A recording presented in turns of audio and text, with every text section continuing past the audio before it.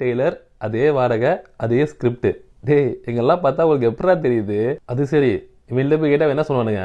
நீங்க திருப்பாச்சி சிவகாசி படத்தில் நடிச்சவனே சிஎம் விட்டீங்க. நான் ஆடுகளம் பொல்லாதவன் நல்ல பல வரை நடிச்சிருக்கேன்.